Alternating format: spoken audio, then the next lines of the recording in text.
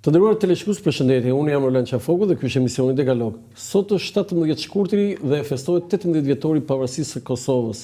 Është një ngjarje e jashtëzakonshme, e dyta më e rëndësishme në historinë e kombit shqiptar pas asaj të 28 tetorit të vitit 1912, dhe nga zemra unë po besoj çdo shqiptar uron gëzuar Kosovë, gëzuar pavarësinë. Edhe pse në këtë emision unë dije nesër do kem nga Haga, dje kisha ambasadorin e Republikës Kosovës në Tiranë, zotin Skënder Durmishi, por edhe ngjarjet në Shqipëri janë të tilla që ndonjëherë na e shkpusin vëmendjen. Sot unë kam zgjedhur të intervistoj një personazh shumë të veçantë, madje mund të kemi lloj konflikti interesi sepse e njoh prej shumë vitesh, kam edhe nga ana ime dhe gjithmonë bënte përshtypje polemika që bënte për çdo gjë, kudo dhe kurdo. Dhe nuk e ka nisur këtë kur një ditë bukur e bën zëvendës ministër, po e ka nisur që kur ishte student. Më vinte në zyrën time kur isha drejtor i informacionit në televizionin Ora dhe më habise i guximit i tij që pedagogët kështu, librat kështu, mësimi kështu, dhe unë dua të protestoj. Thosha, ç'është ky djalosh 19 vjeçar, ç'është ky rjosh që për çdo gjë proteston? Por nuk e ndali, nuk e la aty. Nga njëra anë vazhdoi studimet të thelluara për mjekësi dhe i plotësoi ato duke mbrojtur doktoraturën madje në disa universitete shumë të mira deri në Universitetin e Harvardit, dhe nga ana tjetër vazhdon polemikat me politikën, me kërkimet shkencore, me ato që ai quan plagjatur. Taulon Muka kam sot kënaqësinë ta kem sot këtu ballë për ballë në emisionin Dekalog. Taulon, falenderoj shumë që je në emision. Roland, faleminderit shumë për ftesën, e besoj që ai nervi, si thua, protestues vjen edhe nga origjina. Ne skrapalin përgjithsisht dallohemi për njerëz që luftojmë fort. Po se kundërshtohemi, gjë. Zakonisht luftojmë për kauza të mëdha, jo kryesisht vogla. Atëherë me që unë dhe në hapje thash se sot është festa e pavarësisë Kosovës, besoj dhe ti bashkohesh urimit. Patjetër, është një festë shumë e madhe, është sikurse ti e përmend, është një nga ngjarjet ose ngjarjet më të mëdha, ngjarja e dytë më e madhe për kombin shqiptar. Është një bashkim zëmrash të kombit shqiptar. Ti e shikon edhe sot, po të shikosh flamurët që i shikon Kosovë, nuk është ai flamuri blu, është flamuri kuqezi, dhe kjo është një nga lumturia më e madhe, po nga ana tjetër edhe një hapësirë e re për kombin shqiptar për të ardhmen. Ti je dy shtete shqiptare, dhe ndoshta zgjerohesh edhe më tej sepse je rrethuar po nga shqiptar, është një mundësi për ne shqiptarët për të zhvilluar më shumë dhe për të marrë një rëndësi gjeopolitike më të rëndësishme se sa e kemi sot në të ardhmen që vjen. Okej, të lumt goja për këto fjalë të bukura. Tani vim këtu, ulemi me këmbë tokë te Shqipëria. Sapo ka ardhur nga Zvicra. Tani, me çfarë merresh? Të bëjmë një info për gjithë ata që na ndjekin. Disa e din, disa nuk e din, disa din pjesërisht. Çfarë duke marrë? Me çfarë duke marrë konkretisht? Unë për momentin jam në dy pozicione, jam edhe në universitet, në një universitet në Zvicër, ku merrem është një universitet i ri, është për mjekësinë tradicionale, dhe aty është në zonën e Zyriut, dhe jam zëvendës drejtor për kërkimin shkencor aty, dhe nga ana tjetër në universitet, dhe nga ana tjetër merrem me sipërmarrje në kontekstin e edukimit. Sikurse e prezantove, unë gjithë betejën dhe luftën time e kam me arsimin. Betejat nuk janë vetëm lokale, janë edhe në nivel ndërkombëtar, dhe po përpiqem të zhvilloj një sistem të ri edukimi në fushën e mjekësisë. Jo, si përmarrje, se kuptova këtë. Është në botën e startupeve. Pra, kam zhvilluar një ide që është inovative, jam mbështetur nga shumë, si thua, institucione në Zvicër, përfshirë këtu institucionin më të rëndësishëm të inovacionit në Zvicër, nga një dy, si thua, edhe accelerator që janë, si thua, strukturat të kantoneve ose të bashkive në Bern edhe në Zyri, dhe jemi duke punuar për ta ecur përpara si ide. Sigurisht që gjërat inovative kërkojnë kohë, ndonjëherë shumë durim, unë ndonjëherë me durimin e kam shumë problem, por është pjesë e procesit. Nuk kam lindur shtatanik, po... Nuk e lindur shtatanik? Nuk kam lindur shtatanik. Nuk e lindur shtatanik, po kam përshum, mos e ka kaluar 9 muaj, mos ka hyrë në muajin, mos ka hyrë mama në muajin e 10. Me sa di unë nga imëm kam lindur... Brenda muajit 9. Ka pas një faktikisht unë kam qenë shumë i shëndosh kur kam lindur edhe... Sa kile ke lindur? mbi 4,5 kg. Çfarë dhe faktikisht ti jep të fare se si e buçko fare. 4 kg. Kam qenë shumë buçko në vërtet, ja, se kemi fotot. Dhe faktikisht 4 kg gjysmë? Po, faktikisht dhe mjeku në skrapar nga Çorvot, nga kilat që kisha, i kisha shumë vështirë të më tani e kuptova unë këtë mënyrën të. Po, ndoshta edhe kjo ka ndikuar më pas edhe ka protestuar që në atë moment që pse ishte lindje vështirë. Ishte lindje vështirë, po. Do të pas ka filluar që 0 vjet, domethënë 0 sekonda 0. Okej. Ne do të alternojmë intervistën në Tauland me disa fotografi. Kjo duhet një intervistë e veçantë me ty, jo nga ato intervistat klasike që ti del edhe i bie këtij, i bie atij. Tani këtu do na tregosh diçka edhe për veten tënde. Lutem janë shumë foto, jo disa foto. Kjo është familja jote? Po, kjo është... Babi dhe mami, që unë i përshëndes dhe i respektoj shumë për jetën e tyre, një babi dhe mami tim, Astritin dhe Marikën, po. Janë pjesa më e rëndësishme e imja, po, unë jam shumë i lidhur me familjen, kaloj shumë kohë bashkë me prindrit, me motrën, motra është në lidhur me familjen, ti rrinë Zvicër, ti je në Zvicër? Unë vi shpesh, unë gjysmën e pothuajse gjysmën e vitit. Si të del këtë se kuptojnë, do të pyesëm pas, më fol çik për babi dhe mamin. Gjysmën e vitit e kaloj si thua për prindrit kanë qenë, po, babi është nga Kalin Skrapar, është nga Skrapari, mami është nga Zagoria, pra nga Gjirokastra, edhe është një bashkim shumë i lezetshëm midis tyre, janë Ku njoh babi me mamin ajo në Zagori? Një kushëri e mamit ka qenë martuar në Skrapar dhe i prezanton babit, i prezanton mamin dhe kështu janë bërë bashkë. Domethënë ka qenë një histori me shkruesisi që ka qenë atë kohë. Dhe po, thash, janë gjë më e rëndësishme e imja. Ne kemi jetuar në Skrapar deri në vitet 2000. Prindrit kanë marrë me biznese ndryshme. Babi ka patur një autobus, më pas ka kaluar në biznes privat ushqimore, ndër të vetme në atë kohë në Skrapar. Unë atë kohë protestoja, se mos pas 97-ës ne ikëm në Greqi, në gjatë periudhës që ndodhen rrëmuaj, ne shkojmë 3 muaj në Greqi. Dhe unë janë kohësha pasi u ktheva nga Greqia, pasi pa shumë gjëra aty, pa gjithçka që kisha parë në televizor e përjetova në jetën reale, pra lojrat, picën, akulloren, se nuk i kishim të formateve që janë sot, dhe janë kohësha gjithë kohës prindërve dhe i thosha do ikim Tiranë. Dhe faktikisht ka nikur prej meje. Unë pata një operacion në Berat nga apandesiti, kishte vështirësi në gjetjen në kohë të apandesitit dhe për punë minutash nuk ka kaluar në komplikacione dhe atëherë prindërit e mi morën vendimin që për shkak të situash mungesës së shërbimit shëndetësor ne do ikim në Tiranë përveç asaj që edhe unë kërkoja dhe motra sigurisht më pas nga ajo që ne pam në Greqi që se sa mbrapa ishim. Motra si quhet? Albana. Albana ku jeton, ku punon? Jeton në Holland, në Amsterdam, punon atje, po prej gati 8-9 vite. Dhe çfarë ka mbaruar? Informatikë ekonomike. Po, dhe çfarë punon? Punon në fushën e vet. Po mirë, si ja bën Astriti dhe Marika me 2 fëmijë dhe të 2 si ka këtu? Po thash, unë vi shumë shpesh, edhe motra vjen, unë po thuajse gjysmën e vitit e kaloj këtu nga që punoj online, kryesisht dhe kam shumë fleksibël. Dhe ata kanë ardhur. Si ja del ti online? Se okej, tani është transformuar puna. Po, unë kam përshtypjen që për shembull në media është më e kollajshme, për shembull për ne, se kemi më atë që punë që është vetëm për të ishte në redaksi. Po pjesa e kërkimit shkencor, se mos në fushën time, është shumë e menaxhueshme online, edhe pjesa e inovacionit që unë punoj. Okej, se do të pyes edhe për veten. Foto tjetër.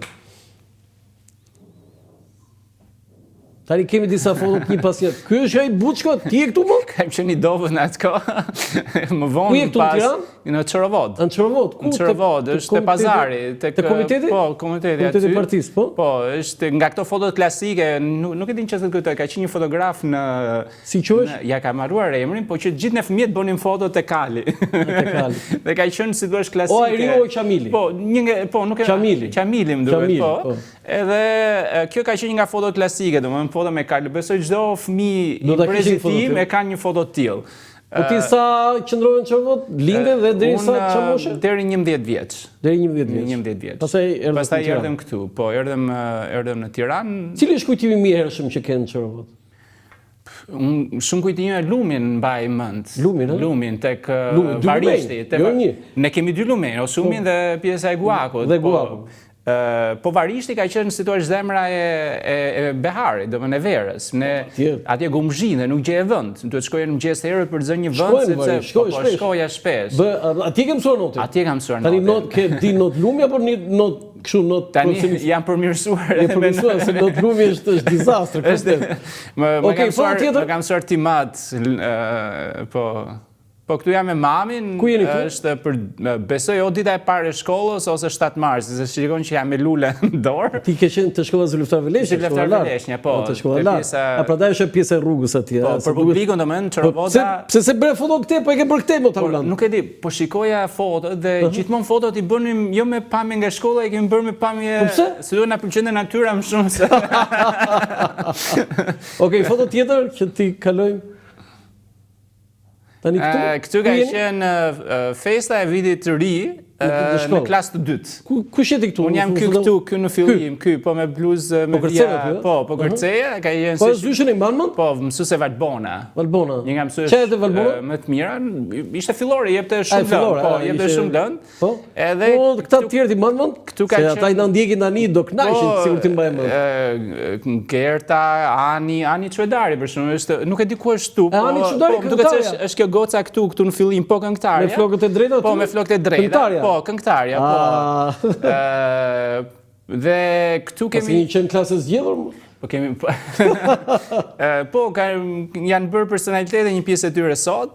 Po tjetër shquan se vetëm Ani the, Anin po e një gjithë Shqipëria. Greda që është bërë juriste. Jo, nga këto që janë këtu dhe unë, jo, në një gjithështu këtu. I marë mënë si quhet ajo? Nuk i mbaj mënd, Anin mbaj, nga këtu Anin dhe Gertën mbaj mënd që është aty me mbrapa meje. Ajo, me ato në kokë. Është drita që është goca me bluzën blu, nga mbrapa meje gjithashtu, që është edhe kushërira ime.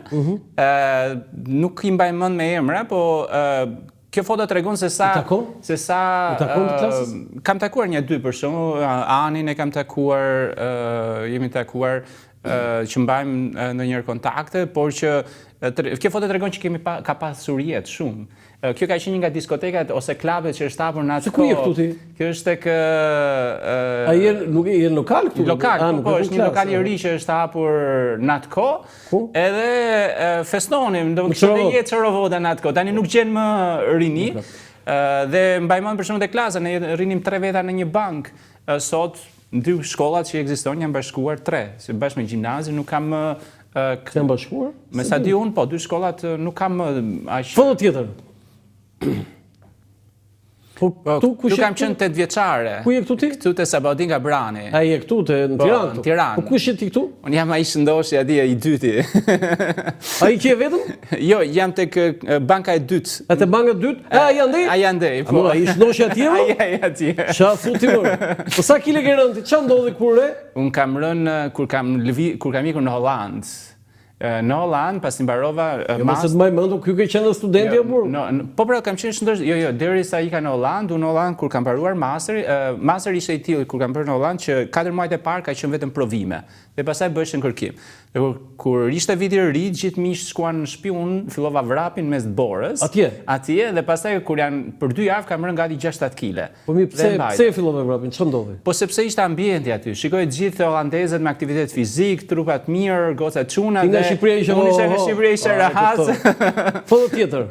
Edhe po studioj për shëndet publik. Po ti si mbaroi mjeksi? Sa i bukur është qyteti. Çorovoda. Ure, s'është edhe aq e vogël? Nuk është e vogël, por është edhe qytet shumë i bukur. Shtrirjen e ka gjatë, ëh? Është edhe qytet shumë i pastër, qyteti i shkallëve të Peshatori. Lagjen lart. Po, lagja lart. Për njerëzit që vinë, Çorovoda është qyteti i shkallëve. Ne do të ngjihesh nga fillimi deri sipër me shkallë. Prit. Po. Çorovoda rreth para qytetit 2 lumeve që s'kan botë dhe i 8 urave. Patjetër, po, është... Do mi thuash ti teturat? Nuk i mbaj mend teturat. Me vërtet e ke? Po mos thoj më pastaj nga Çorovota. Nuk i mbaj mend. Mos thoj më nga Çorovota. A kaloi Çorovota? Mbaj mend lumin e Sharovës sepse aty shkonim lumi i Sum. Po, jo, më fal, jo lumin, urën e Sharovës. Urën te pllakat, sepse lashim, aty lashim. Po, ura këtu në mes, ura ura kryesore. Ura e madhe, po nuk i mbaj mend me emra, nëse se një di ku si pozicione, po nuk i mbaj mend me emra. Ura e spitalit lart, se shkojmë në spital. Shikon ka pas një fushë futbolli. Tani ti e kishe shtëpinë? Sipër, në Peshtator. Shkollën e kishe tek Zyrtar Veleshnja, po. Edhe për gjithmonë atje keni pasur një shtëpi tjetër apo vetëm atë? Jo, vetëm atë. Në sensin prindit kanë jetuar siç ishte në kohën e komunizmit me gjithë familjen, në pasur zhvendosur. Ku kishte gjyshja? Ku ishte? Ishim gjithë, një pallat mbrapa, po. Tani, cili ishte vendi më i dashur për ty në Çorovot? Lumi. Lumi, Po lumi ka qenë. Po, mbaj mend të bëshim me bidona, me ato... Bukë me vete? Dhe plazh, gjithë qyteti atje. Gjithë qyteti atje, po gjej vend, nuk gjej vend. Nuk gjej vend, ose për shkak kur shkoje sipër nga Ambulli, që ishte gjithashtu një kanion, mbaj mend babi. Tek Ngushitse 6 ke vajtë ndonjëherë? Po, nuk e kam bërë kështu, e kam bërë nga sipër, Ishte pro për çuna dhe qytetit, se ti je i vogël. Po mbaj mend babi për shkak kur nga që thash ka pasur dyqan ushqimor dhe ka pas një maune dhe shkonim në Ambull me maunen, gjitha e maune për të shkuar për të ngrënë një drek që përgatisin në shtëpi, se s'ka pas restorante në sipër, dhe lashim atje, dhe vazhdon ajo zona e Ambullit. E kur je në Hollandë ose kur je në Zvicër, shkon ndonjë ndërmend për Çorovotën? Po patjetër, unë fëmijërinë jam rritur aty deri 11 vjeç, kam kujtime të bukura, kam ende familje në Çorovot, daja, çaçai dhe halla jetojnë aty. I ke në Çorovot? Deri para 4-5 vitesh jetonte edhe nëna, që ne ishim shumë të lidhur. Sigurisht që largimi i nënës e bën edhe ciklidhjen më të zbet në kohë, po vetë të paktën një herë në vit. Si e Çorovota tani? Është i bukur, po është qytet i bukur, po nga ana tjetër është shkret, në sensi nuk kam lëvizje, nuk ka njerëz, vete ora 4-5 nuk ka, pothuajse nuk shikon njëri, dhe ajo që të vret më shumë është mungesa e rinjve, që sot është një panoramë e përgjithshme, jo vetëm për Çorovotën, po për shumicën e qyteteve të Shqipërisë.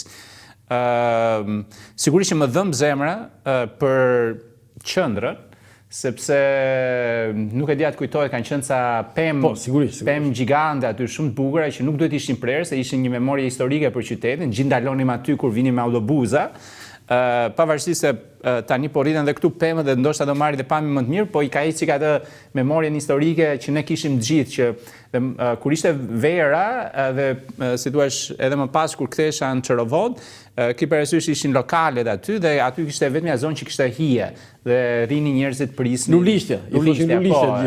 Lulishtia si monument kulture. A ka ndonjë personalitet nga Skrapari që ti e çmon? Do të thonë Skrapari ka nxjerr deri president të Republikës. Po patjetër, kanë nxjerr ministra Arsimi, si Karemanuel personalitet, nuk është vetëm ministra, ishte nga foundersat e themelimit të Universitetit të Tiranës, se kjo është maja e punës së tij, se ministri Arsimi, okay, po të themelosh universitet dhe Jormanela Jahon, që është një personalitet që ti për shembull e ke kështu që ky është një lloj modeli dhe një lloj krenarie. Unë po lexoja vazhdimisht kam lexuar në sensin për Zyliftar Veleshnjë, në sensin ai ka marrë emrin e shkollës dhe në Çorovot është simboli i rezistencës, lirisë dhe integritetit. Një personazh që ka luftuar në atë kohë edhe me gjermanin dhe me italianin, në sensin edhe pse si thua një këmbë ju dëmtua dhe ju pre, ai vazhdonte luftonte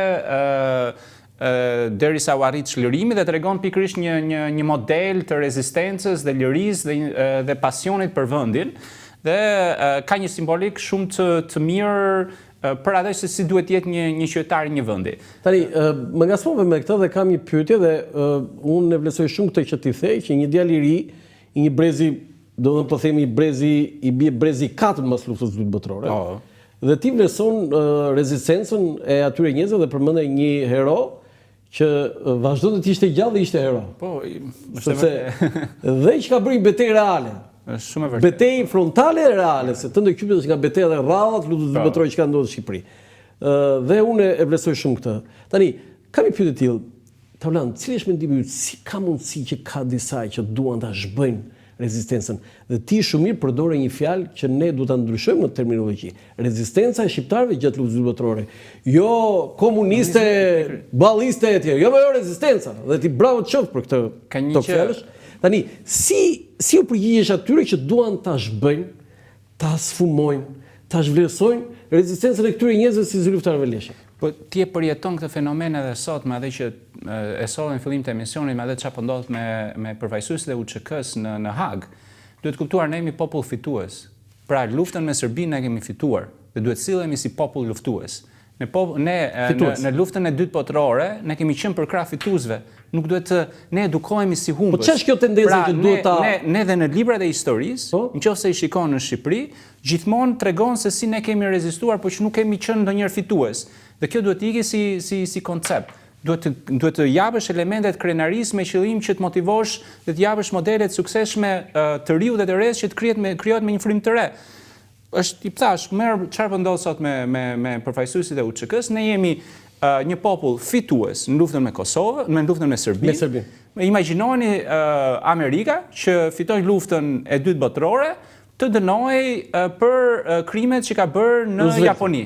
Roosevelti. Po në Japoni, nëse nuk ndodh, pikërisht, nuk ndodh.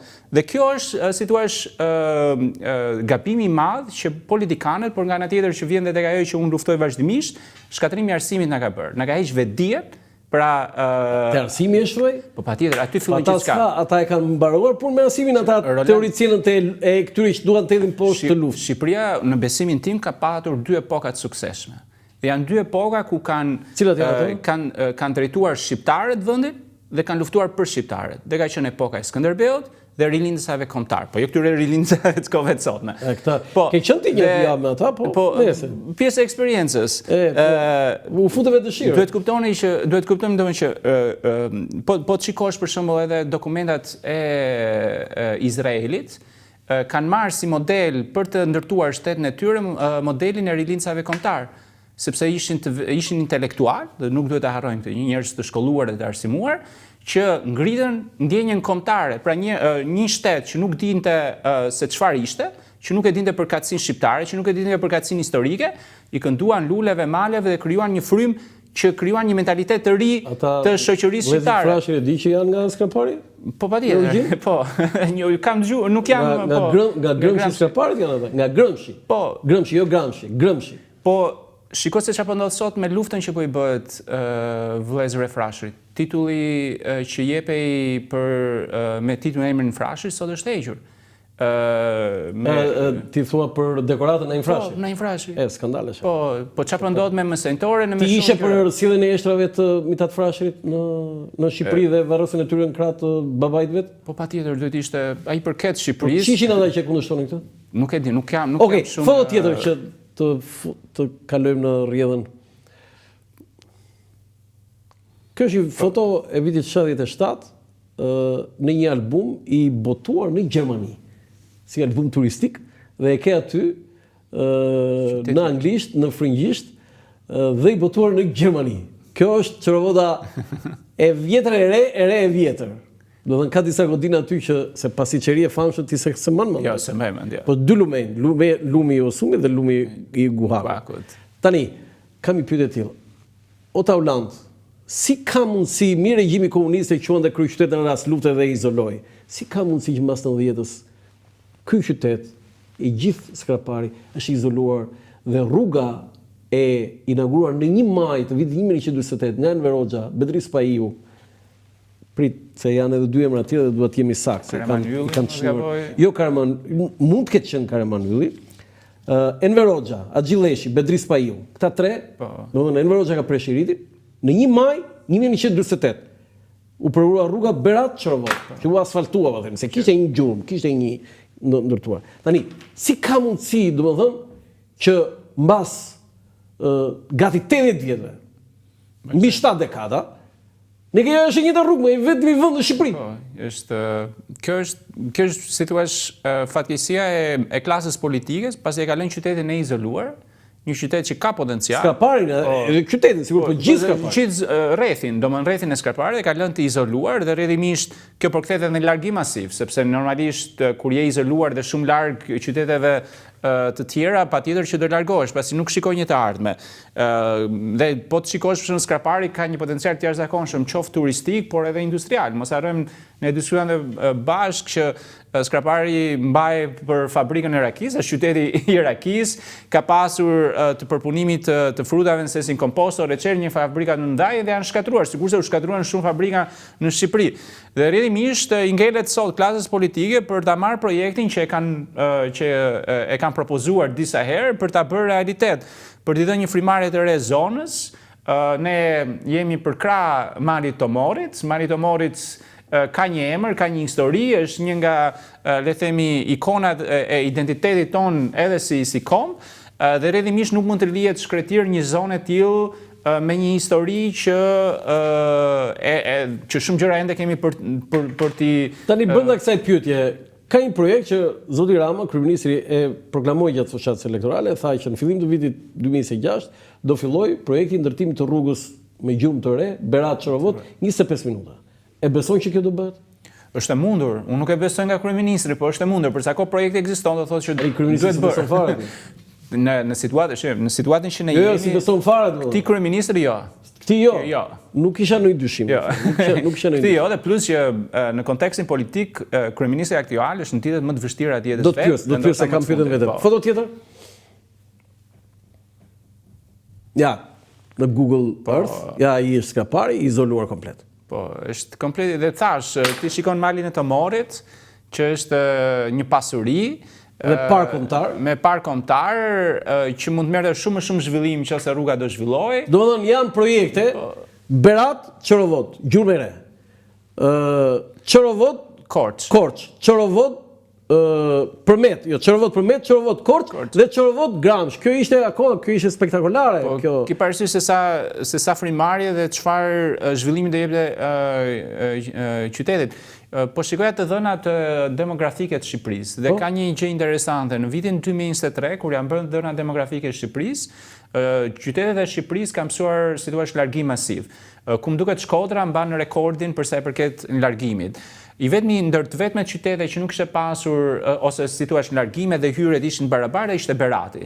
Dhe kjo për shkak edhe të zhvillimit bizneseve, turizmit dhe frimarrjes që i ka dhënë. Turizmit dhe një lloj zhvillimi që mori qyteti për vërtet me disa projekte, rrugë të patjetër dhe kalaja, infrastruktura është ajo që i jep vlerë një zone të caktuar, ndonjëherë edhe zona më të humbra po t'japësh infrastrukturë i çon zhvillim. E keni ju shpinë në Çorovot? Ne nuk e kemi. E keni shitur? Prindrit e kanë shitur. E shitur. Nëse do bëhet rruga 25 minuta, mami im po është penduar shumë. Nëse do bëhet rruga 25 minuta Berat-Çorovot, do blesh shtëpinë Çorovot? Patjetër, pse jo? Do blesh shtëpinë Çorovot. Patjetër. Shikoj, Çorovota është qytet shumë i bukur për të kaluar fundjavën, në verë kënaqe, se tash ka dy lumenj shumë të mirë, ka natyrën shumë të bukur. Nuk e ke parti në Evropë? Me një qytet shumë dy lumenj? Dhe me atë... Ti në Zvicër, ke para ty në... Dhe me atë natyrë që... Në mes të qytetit bashkohen dy lumenj. Dhe me atë natyrë që ka Çorovota, që është mes maleve. Mes maleve. Dhe qyteti pasur. Po, qyteti pasur. Uji jashtëzakonshëm. Ti tregove foton e vitit 1970, po të krahasosh me foton e qytetit sot, nuk është se ka shumë ndryshim. Se është një nga qytetet që nuk ka pasur zhvillim urbanistik. Në sensin si që ka lënë komunizmi, po thuaj se i ti e di kush e bëri projektin e Çorovotës mbas luftës botërore, vitet 60 Sokrat Moskov, që ishte krye arkitekti i Shqipërisë, ai ka ndenë 6 muaj në Çorovot dhe ai bëri projektin e qytetit. Që bëri qytet. Nuk e di. Sokrat Moskov. Ai është arkitekti i qytetit Çorovotës. Dhe aty njeriu duhet të jemi mirë ose. Po këto gjëra duhet të edukojmë, se ne kemi humbur konceptin e mirënjohjes ndaj figurave që kanë ndërtuar shtetin. Ti sot për shembull se kape arkitektin. Ai do një vlerësim sot ne shqiptarit jemi në një situatë ku jemi kthyer emigrant në vendin ton. Pse kështu duket vetë ty? Po patjetër. Po pse? Po të marr fushën e arkitekturës. Po. Ti e përshikon që gjithë projektet e mëdha në Shqipëri po bën nga tuajt, ku arkitektët janë kthyer thjesht në emigrant ose pra njerëz që punojnë për si thua arkitektet. Kujt do t'ia kërkojmë këtë që të ndryshojë? Të shteti. Shtet. Kujt shtet? Shkoti në shkon në Spanjë, kush i ka ndërtuar ikonat e Spanjës? Arkitekt spanjoll. Shkon në Gjermani, kush i ka ndërtuar ikonat? Foto tjetër. Po pikërisht pra. Do ta diskutojmë se di unë ke ka të bëjë me humbjen e identitetit. Mezi pret. Tani ky është Astrid Muga, babi yt. Ky është legjendari me autobusin ky? Me autobusin, po. Autobusin e famshëm. Domthon skrapari. Tani çka ke marrë nga babai? Nga babai ka marrë këmbgulje. Një djalë punëtor që shikoi punonte nga mëngjesi deri në mesnatë. Këmbgulje, ndonjëherë edhe si thua i qëndroj domthonjë gjërave të mia përgjithsisht. Është çfarë detaj, PD atje. Në çorobot PD, kjo është spektakolare. Besoj ka qenë vitet 91-92. Po jo, PD në çorobot. Ka qenë vitet 91-92. Më duket Mustafa Nano ka qenë kryetari themeluesi dhe kryetari i Degës. Babi ka pas edhe shpirt sipërmarrje. Ti je atje? Jo, nuk jam. Nuk je ti, po ti ike me babin me autobus? Nuk mbaj mend sepse babi ka pas autobusin deri në 92, unë kam qenë 4 vjeç. Po të merrte ike në një atje? Po besoj po. Edhe fotoja tjetër është më e bukur madje. Duhet kujtoj diçka që kjo ka qenë babi ka pasur linjën Çorovod Lushnjë. Po pra, më kryesorja. Që ishte më kryesorja dhe për gjithë, se nuk e din shqiptarë që ishte deri në Lushnjë sepse Lushnja më pas ka pas trena. Po. Dhe qytetar dhe si thua do shkoj deri në Lushnjë me autobus dhe më pas merrje trenin, siç ka qenë në Saran nuk shkoje me autobus, shkoje deri në Ballsh. Dhe kjo është një nga shkatrimet që ne kemi bërë shoqërisë së shkatrimin e infrastrukturës trenit. Nëse ne do e kishim mbajtur dhe e kishim zhvilluar më tej, do ishim në një si thua nivel tjetër zhvillimi kombëtar. Foto tjetër se është autobusi legjendar i Astridit. Po, ka qenë i famshëm se ishte ndër shoferët e pakët që autobusi famshëm. Ti ndoshta e kujton më shumë se sa unë, se ti ndoshta e ke udhëtuar. Po çdo sa herë kam i punuar me Astridin tënd, Po këtu ku do të jetë këtu apo? Po ndoshta nga rrugës për Berat, besoj, tani nuk e di. Në Dbor, Po, në Dbor. Autobusi legjendar. Po. Po pak a shumë do çdo qytetar. O shofer merr deri në Lushnjë. Çdo qytetari i Çorovodës, patjetër duhet kalonte përmes këtij autobusi. Po, mbas Aliut, Ali Hysit. Po. Pastaj filluan këta të rinj babi jot. Po deri në 92-shin 2-3 autobuse ka padur, në sensin dhe ki parasysh që në atë kohë qenë shofer ishte në status i lartë. Për linja t'ja Çorovotës? Po çfarë thua? Astrid yti ishte më i rëndësishëm se i drejtor më. I futeshin shumë miq për vendin e parë. Edhe nga ana tjetër edhe ushimin shoferët e hanin shumë mirë, domethënë sepse shkonin në udhëtonin. Edhe ka qenë shumë i privilegjuar, po edhe ka qenë shkollë e fortë. Babi thotë që unë kam bërë 2 vite për të marrë patentën. 2 vite kursi për të marrë patentën. 2 vite? 2 vite. Më sa kujtoj. Nësa sot bëhet për 2 muaj. Që edhe nuk shkon. Që shkon as 1 muaj, thjesht vete atje për testin. Foto tjetër. Tani këtu fillojmë, Taulandi kërkon një protestë. Është ai momenti që ti përmende. Tani këtu ti fillove direkt në fakultet, pse zgjodhe mjekësinë?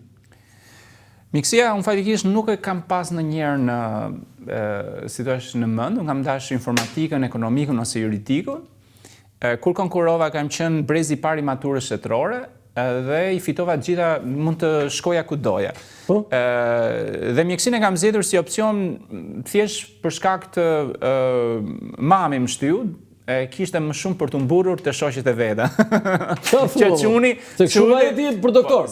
Jo, e kam zgjedhur si kam aplikuar, nuk është se e kisha thash ai po i bëj për mamën. Dhe ti doli. Jo, mua më dolën. Po mami të ndikoi. Mua më dolën gjitha lëndët, por kur e morëm vesh pastaj që unë mora dhe mjekësinë, ka pas një presion familjar në sensin teze dajët se ke qenë si thua çuni vetëm nga familja që të bësh mjekësi, sigurisht që unë isha në një moshë dhe nuk e dija vetë çfarë do doja, por sot jam shumë i lumtur me zgjedhjen që kam bërë. Këtë ja di për merit mamas? Po, mami e ka këtë, Tani këtu për çfarë proteston? Kjo është protesta e parë jotja? Këtu ka qenë një nga shumë protesta. Këtu ka qenë protesta e lëvizjes studentore mjekësore.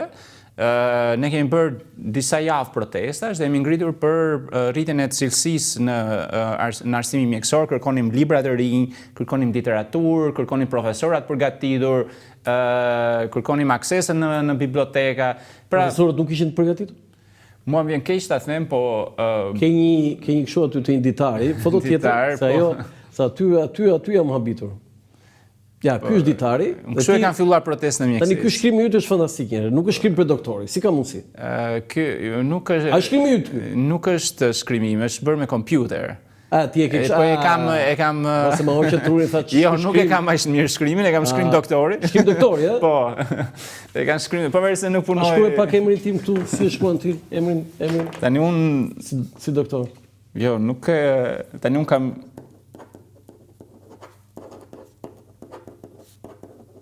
Nëse tani e kam përmirësuar se nuk punoj mjekësi klinike, edhe nuk bëj receta. Doktor Taulan Muka, ja kështu e shkruaj emrin tim. Po mirë, nuk e keq. Po sepse nuk kam bërë mjekësi klinike, nuk jap receta, edhe nuk e kam. Po ky ka qenë tani këtu ti ditarin e ke mbajtur për një pedagoge të filozofisë, fiziologjisë. Jo të filozofisë. Jo, fiziologjisë. Fiziologjisë. Po. Që ti u lumturove se e more. Po, ka qenë pedagogja e fiziologjisë ka qenë Çfarë ishte fiziologjia, më shpjegoj pak. Fiziologjia është një nga lëndë më të bukura, mëson mekanizmat se si lidhen organet, se si funksionojnë sistemet, pra mëson mekanizmat fiziologjik. Në vetë emrin e saj. Për shembull, po pse ishte vështirë për ta marrë? Sepse kishte një pedagoge, një profesoresh që ishte gogoli i mjekësisë. Si quhej pedagog? Lulita Çakëri.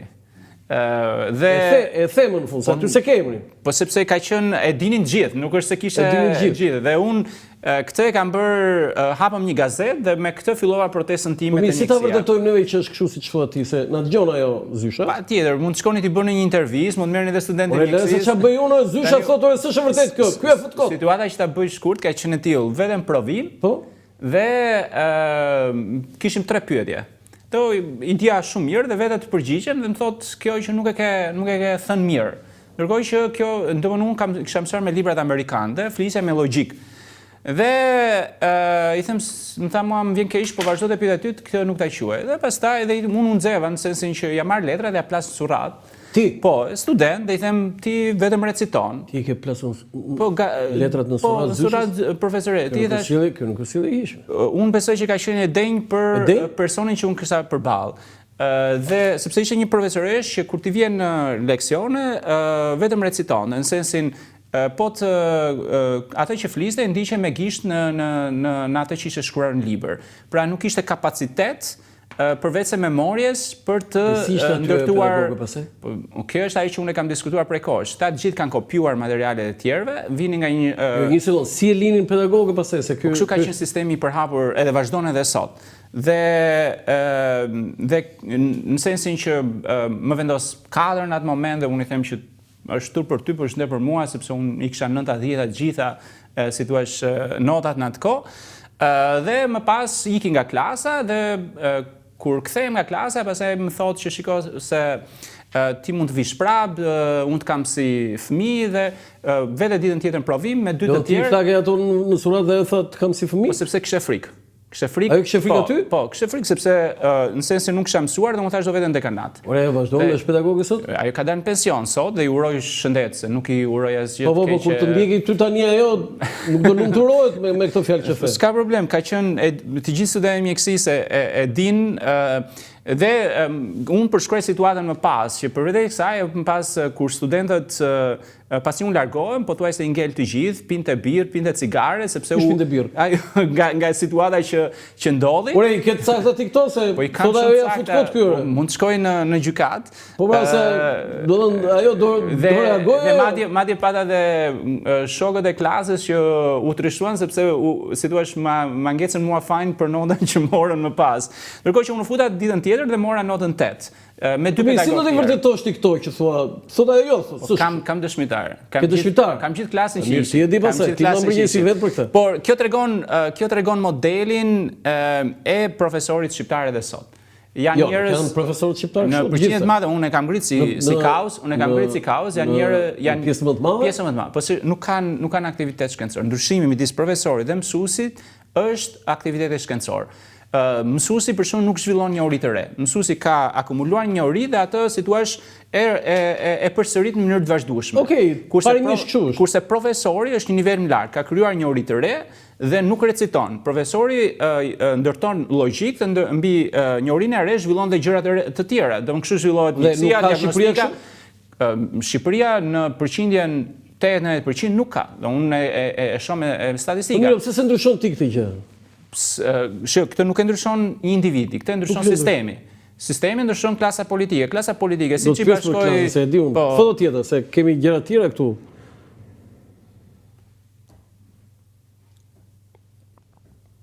Po, ja, këto ka qenë kërkesa... Tu është ajo që ti ke kërkuar si protest për reformimin e sistemit arsimor. Pra, ju shikoni sa, ki parasysh që ne kemi protestuar në kohën që interneti ishte shumë i limituar. Në cilin vit i bie? Kjo ka qenë në vitet besojnë 2010, 2008-2010, ki parasysh që interneti ishte shumë i limituar, ne nuk kishim celular dhe shiko sa vizionar kemi qenë për kohën. Pra ne kërkonim digitalizimin e sekretarisë, ne nuk kishim parë universitet në atë kohë se si funksiononte universiteti. Se nuk kishim shkuar, shumë pak shqiptarë kishim pasur. Çfarë arritje me këto protesta? Si studentës? Ne shkundëm sistemin. Ne shkarkua dhe një dekan nga ne. Cili dekan atë?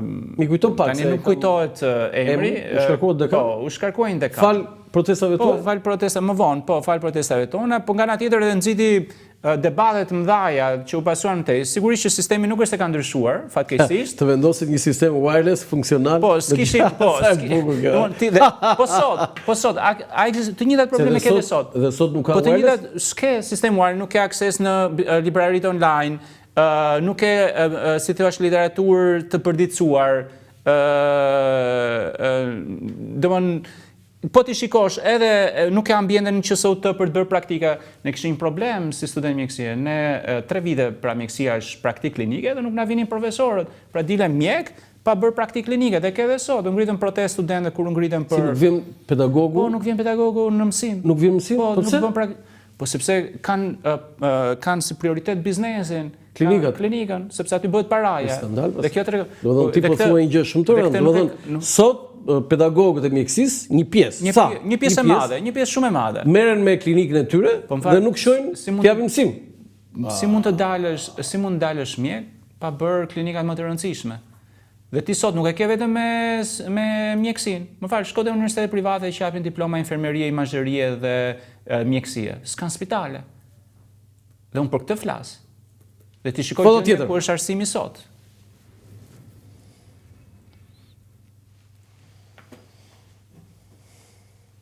Këtu jeni te protesta e madhe? Po, kjo ka qenë një nga protestat më të bukura që ka parë Shqipëria, është protesta e vitit 2018. Mbas 1990-s, kjo është protesta më e bukur. Më e bukur. Ka qenë një protestë e nisur Këni te Ministria, bese? Po, te Ministria Arsimit, unë sapo kam marrë nga Zvicra dhe kam shkuar direkt në protestë. Përse nuk ishe student në atë kohë? Jo, unë kam qenë, po, kam...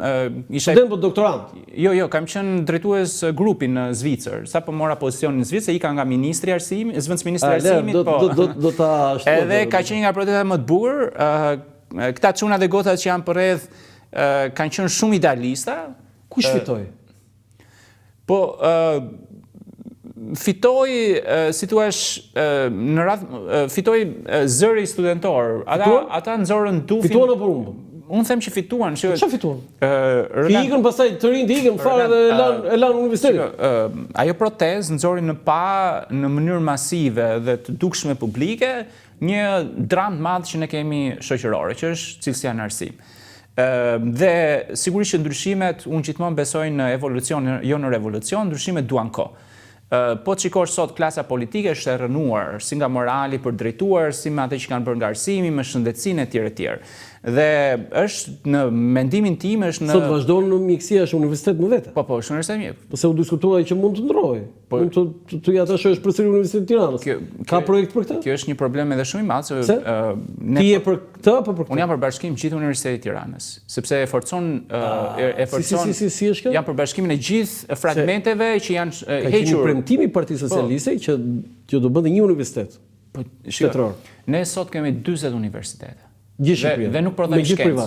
Nuk prodhojmë shkencë. Tani ti thua një universitet të mbledhë gjitha kë. Jo, unë them që ne duhet kemi një universitet cilësor, të paktën një cilësor. Domethënë Amerika ka mira universitete.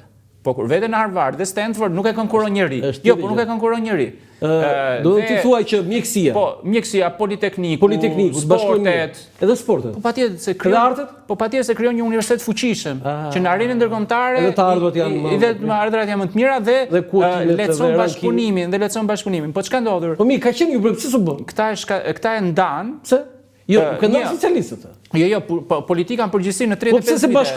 Pse se bashkojnë socialistët? Po se bashkojnë sepse nuk e kanë vizion arsimin cilësor. Jo, këtë e ka deklaruar Taulant Balla në intervistë në vitin 2021, një sekond. Tha që ne kemi projekt që të bëjmë një universitet, do t'i bashkojmë. Ka qenë pjesë e programit. Partia Socialiste ka premtuar edhe kampus universitar. Dhe 17 milionë euro të Universitetit të Tiranës për ndërtuar kampusin, i dhanë Kolegjit e Europës me 100 student. Pra kjo çfarë premtohet dhe çfarë realizohet janë dy foto tjetër. Do diskutojmë se ka dhe foto.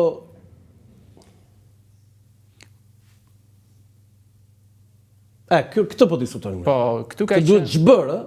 Në fakt ajo duhet e ke gabime, duhet fjala zh, jo ç. Kërkoj ndjes, nuk ishim ChatGPT atër.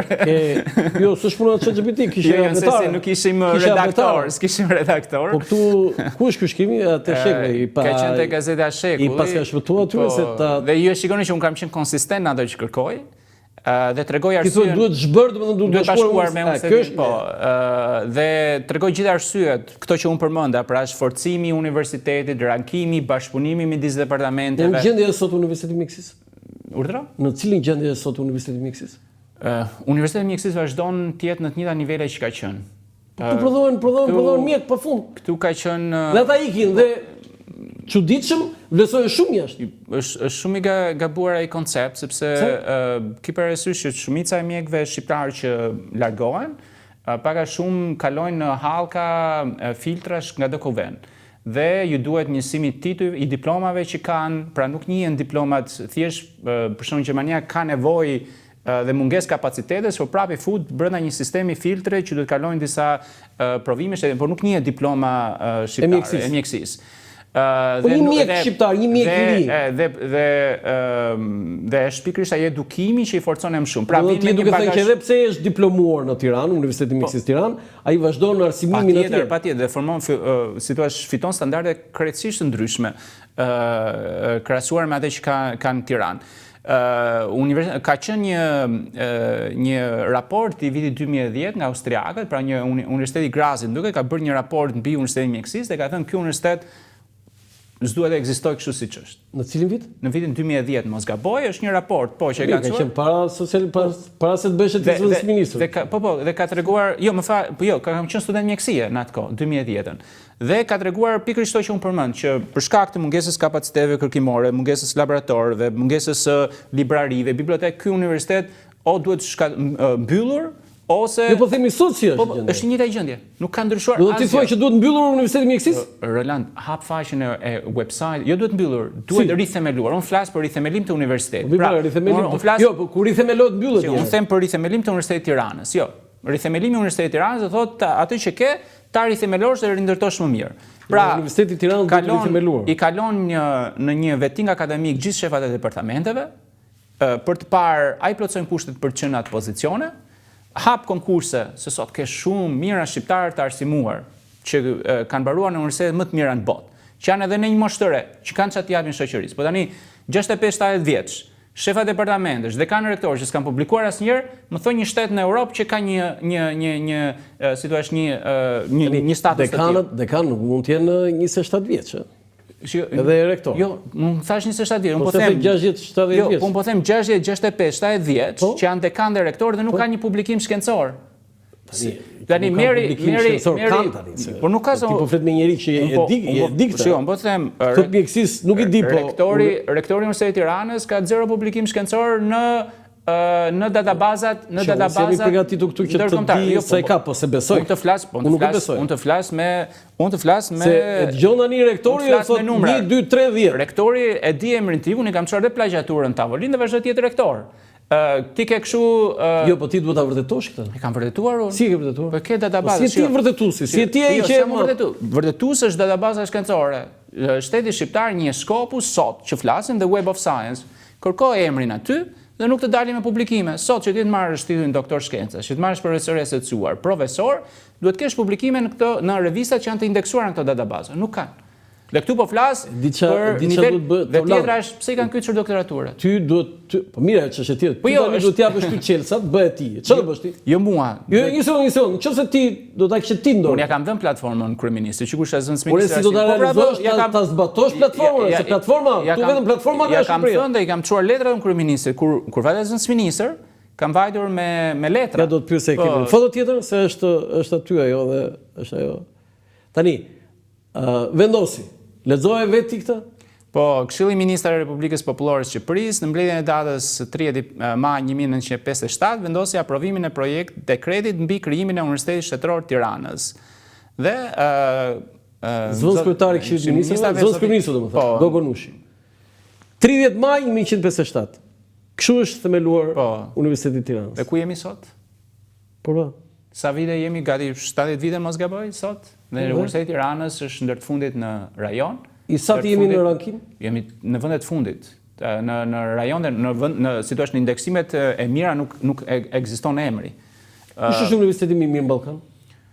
Në Ballkan mos gaboj, nëse pa përfshirë Greqinë, këtë pjesën tjetër janë universitetet serbe, Beogradit, mos gaboj. Është Kroacia që ka universitete shumë të mira, po Beogradi mbahet ndër 300-500 universitete më të mira. Po ne domethënë nuk kemi fare? Nuk ekziston fare. Po mirë, nuk njihet fare asnjë diplomë e Universitetit të Tiranës? Nuk, që të njihet diploma, bordi i akreditimit, pra institucioni i akreditimit të Shqipërisë duhet të jetë pjesë e institucionit të akreditimit të Europës dhe Shqipëria nuk e ka një gjë të tillë, pasi nuk plotëson standardet për ta pasur një gjë të tillë. Kosova për shembull e ka realizuar që është përfshirë. Po pse se ka arritur? Duhet vësh kriteret të forta. S'mund bash rektor dekan pa doktoratura. S'mund bash rektor dekan pa shefa departamentesh pa publikime. Iqe këtë rektor, iqe këtë dekan, të vi unë edhe bëj unë. Jo, s'ka të bëj me emrin, ka të bëj me sistemin, me standardet. Krijohet një grup pune me akademik. Kjo nuk është bërë asnjëherë? Jo, s'është bërë asnjëherë. Krijohet një grup pune me akademik të sprovuar shqiptar. Pse duhet i zgjedhim tuaj se ne marrim standardin e huaj? Unë nuk kam asnjë shenjë inferioriteti ndaj një tuaj sepse është shqiptar. Jo, po them akademik të sprovuar shqiptar, ti ke plot shqiptar të suksesshëm me arritje akademike. Krij një grup pune, vendos filtrat. Nëse ti nuk ke publikim, nëse ti ke doktoraturën plagjatur, m'fal, hap krahun dhe ndoshta edhe kthe parat, se ke marr vendin e punës pa merit, sepse ke larguar njeriu në aftë, se ne kemi statistikat që ne na është larguar truri. Jemi një nga 10 vendet në botë për largimin e trurit. Dhe kjo në Europë jemi të parët për largimin e trurit. Pa di çfarë do thotë të largohet një person i arsimuar. Do thotë jo vetëm qindra mijëra euro që i duhet shtetit për ta ndërtuar sërish, por duhen paktën 10-15 vite ta ndërtosh të njëjtin kapacitet. Dhe ne kemi një të mirë shumë të madhe, ose e keqe e madhe sot, por që mund kthehet në një të mirë të madhe, është që ne të gjithë që jemi larguar, nuk kemi larguar me lekët e shtetit shqiptar. Shteti shqiptar ka investuar 0 para. E thesi Rama këta, ai thotë kështu 0. Po, 0 para, ka investuar 0, po tani edhe do i marrim ndonjë gjë, se nuk i ka gjërat ne. Mori Ramës, ta ulan muka që e ka Ramën mo, armik kështu, po ja mori 0 thotë. Si Rama. Shteti shqiptar ka investuar 0 para për formimin tim shkencor. Pra, shteti holandez, shteti zviçerian. Shteti shqiptar ka harxuar për ty. Universitetin e Miksit e bëre këtu zotrote. Shteti holandez. Ore bëre këtu universitetin. Po them për formimin tim shkencor, po them për arritjet baza është universiteti, pastaj doktoratura. Po them për arritjet e mia akademike, shumë mira shqiptarëve. Ne kemi vajtur me paratë e taksapaguesve europian apo amerikan apo kudo ku mbetemi. Dhe ç'ndodh? Ore si nuk jep as merit i shtetit shqiptar? Patjetër që jap, shikoj, unë jam problemi është all inclusive i arsimit shqiptar. Nuk e heqet, unë shkollën këtë kam mbaruar, por ajo shkollë nuk më ka ndërtuar të barabartë me qytetarin europian. Pse? Sepse mbahet nga niveli dhe standardit që ne kemi. Ku jeni këtu? Këtu jemi në Bern të Zvicrës. Është instituti ku unë kam punuar në Universitetin e Bernës. Unë jam këtu, kjo është pjesë e grupit që unë kam drejtuar. Kjo si Boron Buzha që më punë. Ariola është gjithashtu shqiptare, Lumi është gjithashtu shqiptar, Ariola ka qenë postdoc, Lumi ka qenë student doktorature, ka mbyllur shumë mirë, dhe ka qenë grupi që unë drejtoja në Bern. Drejtoj ti këtë? Po, drejtoja në Bern dhe ka qenë një nga krenaritë e mia më të ndaja që kam arritur, kemi punuar jashtëzakonisht fort, kemi prodhuar shumë produkt shkencor në fushën e sëmundjeve kardiometabolike, kryesisht të pratë zemrës dhe diabetit, dhe ngelen si thua një nga si thua investimet e mia më të mira në botën akademike. Tarlan, se ke rrogën? Nuk para tregohet rroga. Si nuk para tregohet? Nuk është... I kënaqur? Jam shumë i kënaqur. Paguhesh mirë? Po, unë bën jetë... Bëj jetë që nuk limitohem për shumë gjëra. Foto tjetër. Kjo nuk e thotë që është e pafund, po në Zvicër pagesat janë të mira në botën akademike. Tu je duke mbajtur referat? Po, është në Amerikë, në kongresin e North American Menopause Society, shoqatës menopauzës për botën Amerikës Veriore, kam mbajtur kam dhënë ose kam referuar studimin tim mbi moshën e hershme të menopauzës dhe rrezikun për diabet. Pra gratë që pësojnë menopauzë të hershme, që kalojnë menopauzë moshë të hershme, kanë rritje gati 2 fish të diabetit. Dhe këtu e kam referuar, kam qenë njoftuar për të prezantuar studimin tim. Kam punuar shumë në fushën e... Tani unë nuk jam, do të kështu që i përgatitur që të bëj një pyetje në aspektin shëndetësor, po kjo që the, besoj do të vlej edhe grave shqiptare, se ti e ke bërë atje në Amerikë, po çfarë këshillë mund të jepi si kërkues shkencor me këtë gjetje që ti ke... është shumë e rëndësishme, zakonisht për vajzat gratë shqiptare. Zakonisht mosha e menopauzës është midis moshës 45 dhe 51 vjeç, ose mosha mesatare është 51 vjeç. Por në moment që kalon menopauzë të hershme, pra para 45 vjeç, ke një rrezik të lartë shtuar të shumë sëmundjeve, diabetit, sëmundjeve kardiovaskulare dhe tjerë.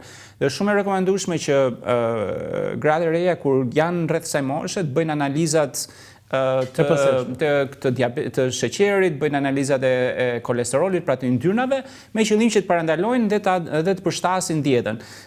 Duhet kuptuar që menopauza shoqërohet edhe me një akumulim të dhjamit në bark, që nuk është i shëndetshëm, sidomos për sëmundjet e zemrës dhe diabetit, dhe këtë mund të si parandalohet me dietën dhe stilin e jetesës. Madje, ai studenti doktoraturës që ishte nga Kosova, pra Lumi, së bashku me të ne kemi bërë edhe një projekcion, pra një model, që e kemi quajtur Teuda, në emrin mbretëreshës Teuda, ku me disa parametra nga shtëpia ti parashikon moshën që do ndodhi menopauza.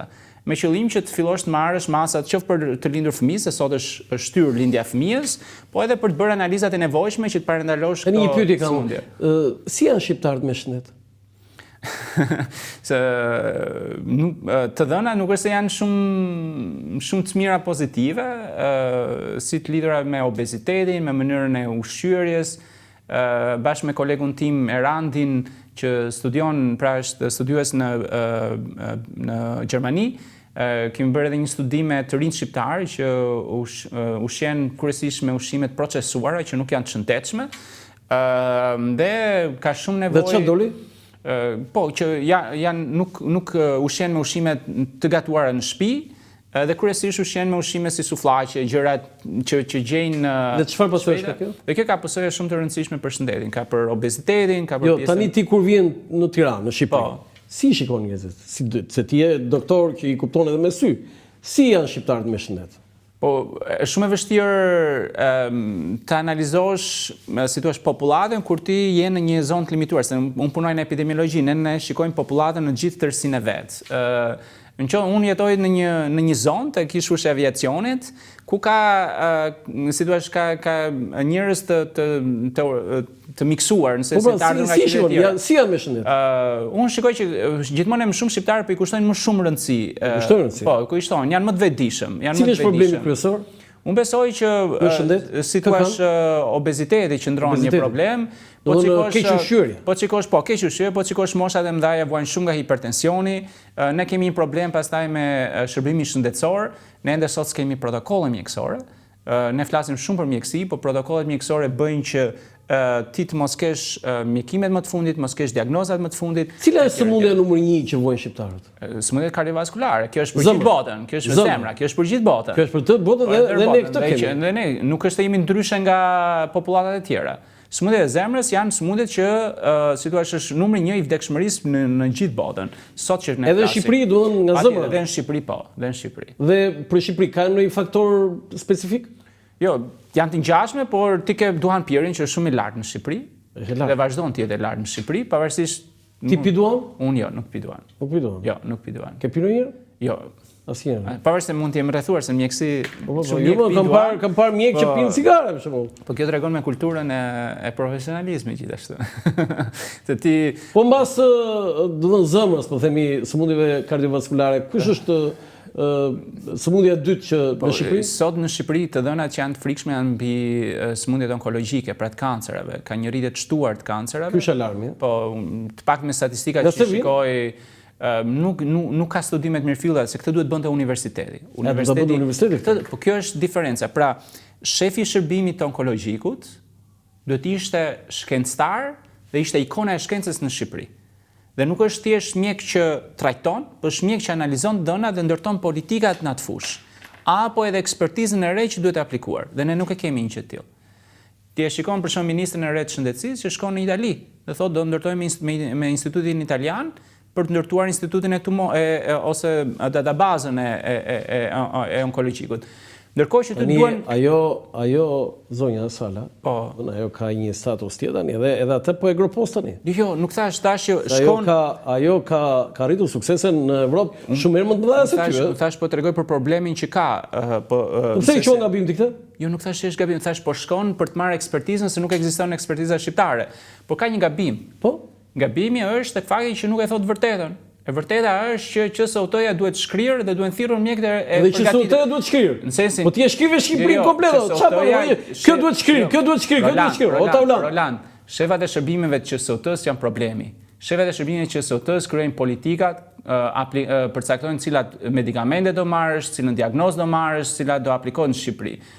Dhe sot shumica e shefave të shërbimeve në QSOT nuk kanë kapacitetin shkencor për të qenë në ato drejtues. Duhet kuptuar që QSOT-ja është institucion universitar, pra bazohet mbi kërkimin shkencor. Këtyre njerëzve ju mungon kapaciteti kërkimor. Dhe zonja ministre nuk e përmend gjë tillë. Pra, nëse ndodhin ato çudirat e onkologjikut, ndodhe për shkak sepse shefi i shërbimit nuk ka kapacitetin kërkimor për ndërtuar vizionin e ri të shkencës. Këtu ku jeni? Këtu jemi në Holland, në Rotterdam, në Erasmus Medical Center, pra në Universitetin Erasmus. Është dita ku unë jam diplomuar, 13 maj 2016. Kam marrë doktoraturën në mjekësinë parandaluese. Do ti ke marrë doktoraturën për çfarë teme? Për mjekësinë në fushën e shëndetit gruas dhe cila ishte gjetja jote? Sëmundjeve kardiometabolike. Unë kam pas disa gjetje, ndërtoj ishte këtë që përmenda për menopauzën. Dhe kam treguar që edhe terapia hormonale ose estrogeni nuk është dhe aq i dobishëm se sa pretendohet. Pra mund të jetë i dëmshëm për gratë. Dhe ndërkohë sot po punoj për shembull për teorinë e hekurit. Pra, do të thënë tavlat me pak fjalë, ti nuk je një mjek i mirëfill që viziton dhe jep receta, po ti je një kërkues shkencor në fushën e mjekësisë. Pra mjek epidemiolog si thuaç. Dhe këta janë dy supervizorët e mi të doktoraturës, dhe pjesa poshtë, që më kanë dhënë shumë, edhe si thuaç pa ta unë nuk do isha ky që jam, edhe do jenë gjithmonë të vlerësuar në sa t'jetoj, dhe aty kanë qenë dhe 3 mikeshat e mia shqiptare, ne kemi mbaruar mjekësinë bashkë dhe kemi shkuar po bashkë studiojmë në Rotterdam. Të 3 shqiptare? Dhe të 3 janë kanë Por e kështu ke krijuar familjen ti se mikesha kështu kolege okay po. Jo, kanë mbaruar doktoraturën. Nuk kam krijuar familje. Po pse u skuqe? Jo, nuk është skuqe. Ti u skuqe. Është rezultimi. Ose ma bëjnë shpesh të pyetje. Po pse? Po ti tani në skapar të thonë që ishte sa diplomosh apo e martohesh shpesh? Ma bëjnë të shpesh të pyetje. Jam martuar. Se sot Mariga dhe Astrid. Ma thon shpesh. Po pse nuk martohesh? Do vinë momentet e dur. Do vinë momentet. Po. Si thonë. Kemi dhe ne pikat e dobta. Keni dhe ju pikat e dobta. Po, foto tjetër. Kjo është diploma? Jo, kjo është titulli. Diploma, pra? Jo, kjo është titulli profesor i asociuar që ka marrë në Universitetin e Bernës. Kjo është. Po, ka marrë 2 titull njëkohësisht, titullin docent privat për profesor i asociuar. Çfarë do të thonë docent privat? Docent privat, vendet gjermanoforse dhe frankofone dhe Italia kanë një titull që t'japin të certifikojnë për të qenë lektor i pavarur. Lektor i pavarur. Dhe shkencëtar i pavarur. Dhe kjo ka qenë, si thua, tani kjo fjala shkencëtar të frenojnë çik këtu. Po. Është fjalë e madhe kjo. Ti je shkencëtar? unë kështu njihem dhe citohem. Shkencëtar, unë falë tani se ti po flet me një PhD këtu. Patjetër, po. Fjala shkencëtar nuk ekziston si titull. Unë në gjithë shkencëtari që Einsteini. Në gjithë ambientet akademike unë prezentohem si scientist. Scientist është shkencëtar. Në Shqipëri ka si ju? Patjetër që ke për shembull Edvin Priftin. Shkencëtar. Është shkencëtar, po ka publikime shumë të mira. Tjetër? Tani nuk Edvinin që e njoh nga afër, se s'po më vjen mendje tani, jo, se fjala shkencëtar, të thuash tani që unë nuk të prezantova aty, se po të ishe ti, për shembull, të kisha Albert Einsteini këtu, do thosha, sot kanë ftuar shkencëtarin e madh Albert Einsteini. Po sepse në Shqipëri ka edhe në shkencë ka nivele ndryshme. Domthonë ti mund të jesh shkencëtar një ikone shumë të madhe, mund të jesh shkencëtar që je në zhvillim, unë ende jam në zhvillim, nuk është i kam mbaruar karrierën time, jam ende 37 vjeç. 37 vjeç edhe je pa martuar. Çfarë bën martuar? Po shtyr. Ke bërë studime për këtë që është shtyr? Po, e kam bërë. Ke bërë, ha? Ose sa kolegët e mi kanë bërë. Dhe cila është gjetja? Po martesa është shtyr në të gjithë. Sa është shtyr? Me sa vite? Nuk e di me statistikë. Po shtyr me vite. Po shtyr me vite, po. Foto tjetër. Tani këtë më shpjegojnë çik me këto të dhënat. Po, kjo është pak a shumë ajo që pra unë si kërkues shkencor në po pra ti je researcher. Po unë jam po researcher scientist, kërkues scientist. Po mund ta përdorësh si duash. Researcher. Se unë kam kontribuar në shkencë dhe kam studime dhe kjo është pak a shumë impakti që në shkencë ka disa parametra. Nuk është se parametrat janë të mrekullueshëm. Okej, tani 0.22. Në botë, impakti im si shkencëtar është në top 0.22% botës. Të paktën në këto parametra që vlerësohet. Në 5 vitet e fundit. Priti se ka Nuk e di. Në 5 vitet e fundit, produkti im shkencor është në majtë 0.22% të botës. Kryesisht në fushën e menopauzës, në fushën e sëmundjeve kardiovaskulare, po për ta përmbledhur në mjekësinë parandaluese. Pra ajo është fusha ime.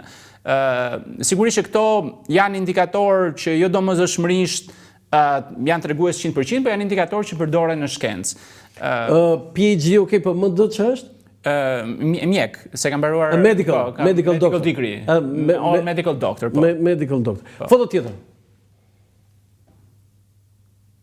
Këtu je duke mbajtur leksion? Po, këtu ka qenë në Erasmus, në qendrën e Erasmus në Rotterdam, po ka qenë leksioni i parë që më kanë dhënë, madje ka qenë interesant sepse largohet një profesor dhe kishte ngelur pa lektor për të dhënë dhe edhe ti për të dhënë lëndën e master, një nga lëndët e masterit dhe ma caktuan mua dhe kisha një javë të përgatitesha. Kisha eskon e dur, po më pas ky leksioni kaloi shumë mirë dhe më pas asaj më dhanë një 2 leksione tjera dhe isha ndër më të vlerësuarit në të atij viti. Tani këtu në universitet në Shqipëri ka dhënë një mësim ti. Këtu kam qenë vetëm një herë i ftuar. Ku? Kam qenë ose më saktë 2 herë i ftuar, një herë në Universitetin e Mjekësisë në vitin 2018. Pastaj të ftuan më. Pastaj jam non grata. Je non grata? Ja, në Universitetin Shqiptar unë jam non grata. Pse? Atë duhet ja bëni pyetje atyre që e drejtojnë universitetin. Dhe besoj non grata janë shumica e shqiptarëve të arsimuar. Jo, ti fol për vete një herë. Sepse universitetet shqiptare nuk i ftojnë njerëzit e arsimuar edhe për stafet akademike. Dhe unë kam qenë dhe i ftuar në Shkodër vitin e kaluar për të dhënë një leksion në fushën që unë jem më shumë që është metaanalizës, po, në Universitetin e Shkodrës. Okej, foto tjetër? Këtu ka qenë po në zhvillimin tim në Rotterdam, ku kam marrë titullin e dytë që quhet Doctor of Science. Tani këtu është krenari, kjo është flamuri ju. Epidemiologjinë klinike, po kemi qenë jo vetëm unë, kemi qenë disa nga Shqipëria, se kemi shkuar me bursë në atë kohë. Bursa nga kush? Nga Erasmus, domethënë Bashkimi Evropian. E jepte, po pra, jepte Bashkimi Evropian për të kryer epidemiologët ka qenë e fokusuar vetëm te mjekësia. Ore, babi dhe mami kanë marrë kur merr këtë diplomën? Po, kanë qenë. Po se mos kemi marrë këto do të bëjmë ne. Mami kemi bërë një 2-3 ture që kemi shkuar nga Shqipëria. Jo, flas kur morë diplomën. Se që merrja këtoj bërnim ture nga Shqipëria me makinë. Ky është libri që më dhurove dhe mua. Tani do lexoj një çik edhe këtë çka ka shkruar këtu, po çfarë është ky libër? Ky është eksperienca ime që kam kaluar në Bern, gjatë pandemisë unë kam qenë shumë kritik. Kam qenë shumë kritik. A të dolën? Çfarë të dolën? Ma më dolën, po thuaj se shumica. Po jo çfarë? Më thuaj një. Po për shembull, në sensin e masave që bëshin përsëritshme, pjesa e maskave, masave ekstreme. Duhet jemi kështu që nuk ishin përballë panjorës. Po kjo është përballë panjorës është frikë. Roland, për shoqërinë po për ne që merrim me shkencën dhe analizimin e dhënave, ne kuptojmë nga indikatorët. Ore, më mandon atë që ecte makinë bashkisë dhe i tha ato. Po them, në shkencë ti politik bërin e... Atë i laçin, që lloj... Me maske, me doreza, me parlament. Me atë... Rrugët. Po që desinfektoni. Desinfektimi, që ishte pa lidhje. Mirë pra, po ti je përballë një panjorë. Po jo, kjo është pikërisht ajo që unë tregoj në libër. Se janë psikologjike. Kjo është ajo që unë tregoj në libër, në sensin që 1-2 muajt e parë justifikoheshin për shkak sepse kishte shumë panjohuri, po më pas të dhënat vinin dhe analizoheshin dhe ishte i qartë ose kishte shumë qartësi për atë që po ndodhte. Dhe tregoj si thua ka qenë eksperienca ime në Bern që unë përballa me një grup të caktuar që kanë qenë goxha ekstrem në linjën e masave që duhet merrte Zvicra dhe presioni vazhdueshëm që kisha në punën time. Dhe është një libër mbi rezistencën, mbi lirinë akademike, mbi qëndrueshmërinë në atë që ti beson dhe të qenit i lirë në shkencë. Dhe kjo është pak a shumë. Pra unë i sfidoja ata që bënin politikë bërje në Zvicër mbi evidencë, njësoj si kurse i pas ke shkruar diçka dhe për veten tënde, historinë e familjes. Edhe për prezantim. Babi dhe mami, po mami ishin 8 fëmijë? Po, kanë qenë 9. Po. Duan mamaja dhe 8. Mamaja dhe 8, se ke shkruar po.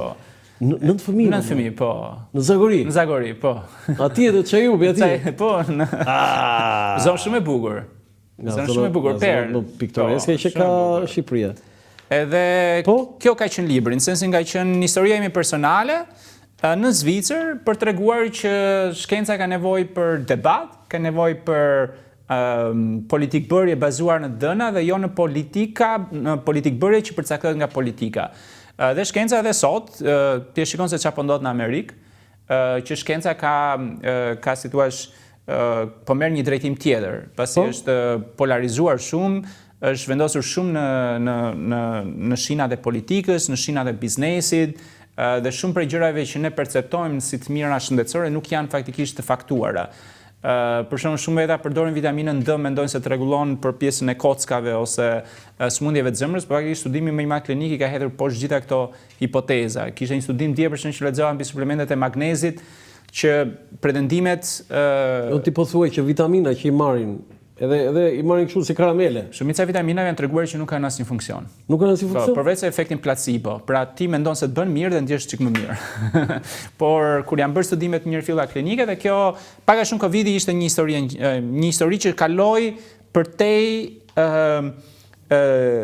si thua leximit shkencor. Kaloi në shinat e politikës dhe rrjetet caktuara shkencore u bën rrjete ekstremiste që donin të përcaktonin me domosdo rrjedhjen që duhet merrte pandemia. Tani ti këtu paske shkruajtur edhe për veten tënde, po e paske shar Shqipërinë anglisht. Jo, nuk e kam shar Shqipërinë anglisht, jo.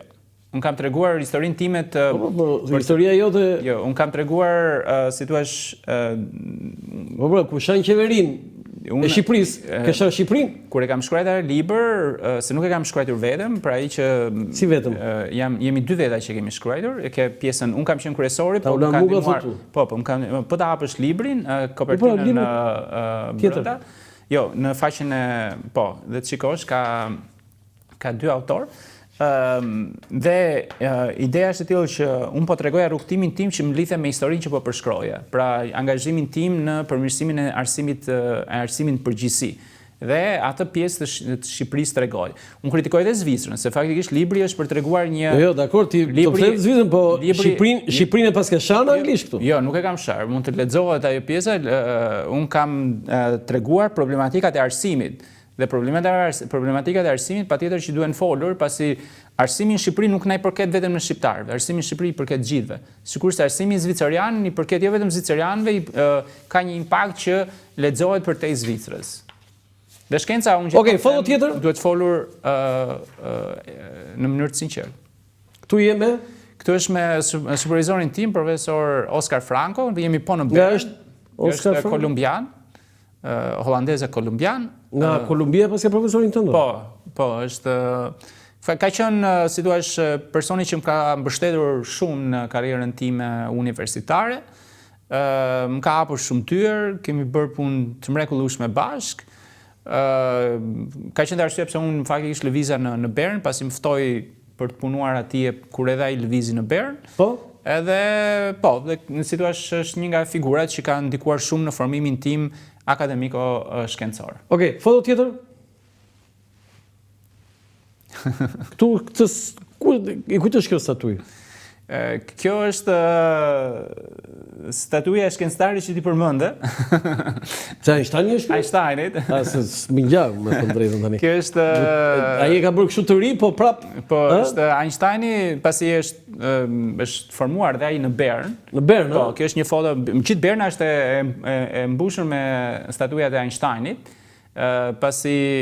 Dhe faktikisht ka një histori me Bernën që ata kanë... Tani e kuptohem se thua ti jam shkencëtar. Tani ti ke bërë foto me Einsteinin. Po, jo, unë në sensin përdor shkencën për të arritur të bëhet në standardet e atij, patjetër që është në nivele shumë të larta. Dhe ti e di që ka një diskutim që Einsteini mund të ketë kaluar me pasaport falsifikuar nga Shqipëria, po s'është e vërtetuar. Do shumë kam duket profesor Jovan Bashën në Shqipëri që japi vetë do shumë prova. Po. Sepse aty duket mos pas emrin s'ka lënë gjurmë. Po ka një histori Einsteini me Bernën, sepse kur ai nxori teorinë e relativitetit, Universiteti i Bernës ose profesorët atje kanë shkruar një libër për ta kritikuar hedhur poshtë.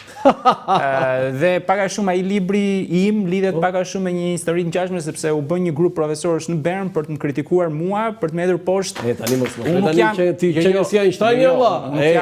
Tauland. Shiko, po them po tregon. Ulu çikën tok Tauland se Roland, nuk po them jam Einsteini, po them që e njëjta rrugë pra, si Einsteini. Einsteini ka arritur maja dhe unë nuk po pretendoj të jem Einsteini dhe nuk dem kur Einsteini. Se mos na shpik në i bombë bërthamore, si Einsteini. Nuk jam në atë, ai është fizikant, unë nuk jam fizikant dhe as nuk po pretendoj të jem Einsteini. Po them që ka një situatë ku kanë bërë, edhe ai thotë në qoftë se ishte kaq e lehtë, domethënë ishte kaq problematik ajo teoria ime, pse duheshin 100 vetat ma të shkruajnë në libër. Po, e kam dëgjuar. Dhe unë jam ftuar në një TED Talk në Kanada dhe kam përdorur pikërisht edhe këtë rast që tregon Okej, foto tjetër. Problemin e lirisë akademike në përgjithsisht. Ktu është një edhe kjo nuk është shkrim real, është me kompjuter, Po, është me kompjuter. Kjo është një nga shumë mesazhet që unë marr pothuajse në mënyrë të përditshme nga shumë shqiptar për punën që bëj në ngritjen e problematikave arsimore. Nuk para inxjer, sepse nuk jam politikan në atë kontekst, po ka shumë shqiptarë që e ndjejnë ato problemet që unë nxjerr. Dhe kryesisht ata që janë larguar nga Shqipëria dhe kanë përjetuar arsimin cilësor jashtë. Okej, foto tjetër.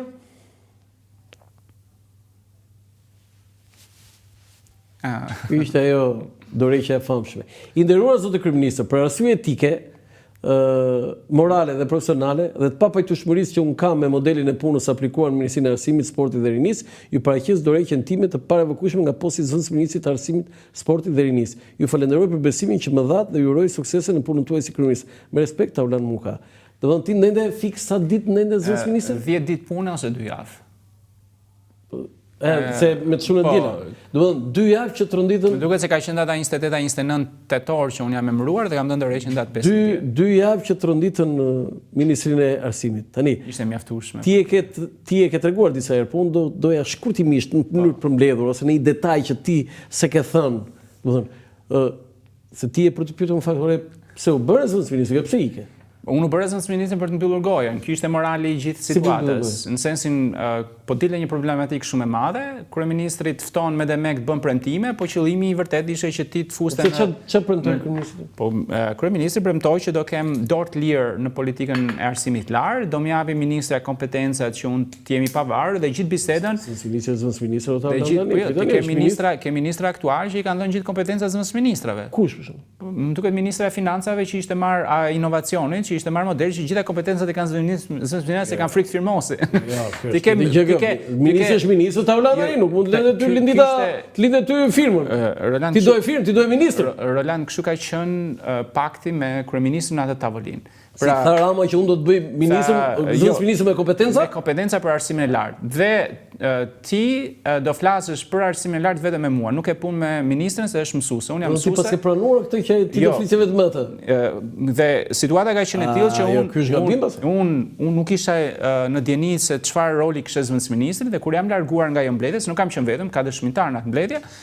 Unë I kam shkruar një mesazh sepse takova një 2 zëvendësministra për të kuptuar se si funksionon shteti shqiptar dhe I kam kërkuar kryeministrit, thash lutem mos e bëj emërimin dhe unë e kam publikuar mesazhin pa patur një takim dytë.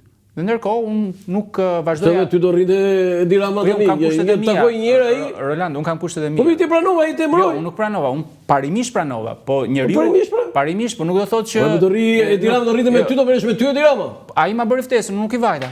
Po mi vëmë të talje, ku do të takon me shtaterë ty ai.